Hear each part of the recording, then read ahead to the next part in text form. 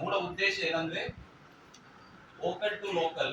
ಯಾರು ಅಲ್ಲಿಯಲ್ಲಿ ಅಥವಾ ಬೇಸಿಕ್ ಆಗಿ ಆರಂಭ ಮಾಡಿರುವಂತ ಬಿಸ್ನೆಸ್ ಯಾರು ಮಾಡ್ತಾರೆ ಅವರನ್ನು ನಾವು ಮೇಲೆ ತರುವಂತದ್ದು ನಮ್ಮ ಅಂದ್ರೆ ಅದರ ಮುಖ್ಯ ಗುರಿ ಇರುವಂತದ್ದು.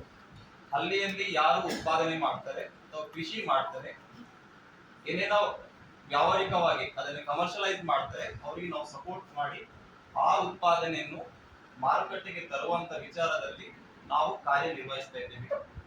ಸೊ ಈ ಇದಕ್ಕೆ ಸಂಬಂಧಪಟ್ಟ ಹಾಗೆ ನಮ್ಮ ಪುತ್ತೂರು ತಾಲೂಕು ಪಂಚಾಯತ್ ಹಾಗೇನೆ NRL ಟೀಮ್ ಇರ್ಬೋದು, ಯಾವ್ದೆಲ್ಲ ಆಕ್ಟಿವ್ ಗ್ರೂಪ್ ಇದೆ ಇಲ್ಲಿ ಆಲ್ರೆಡಿ ಮಾಡಿದ್ದಾರೆ, ನಾವು ಮಾಡಿದ್ದೀವಿ, ಅದನ್ನು ಸರಿಯಾದ ರೀತಿಯಲ್ಲಿ ಮಾಡ್ಲಿಕ್ಕೆ ಆಗ್ತಾ ಇಲ್ಲ ಅಂದ್ರೆ ಕೆಲವರು ಆಕ್ಟಿವ್ ಆಗಿ ಮಾಡ್ತಾ ಇದ್ದೀರಾ, ಇನ್ನು ಕೆಲವರು ಇನ್ಆಕ್ಟಿವ್ ಇದ್ದೀರಾ.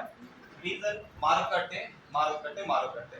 ನಾವು ಮಾಡ್ತಾ ಇದ್ದೀವಿ ಬಟ್ ಮಾರುಕಟ್ಟೆ ಸಿಗ್ತಾ ಇಲ್ಲ.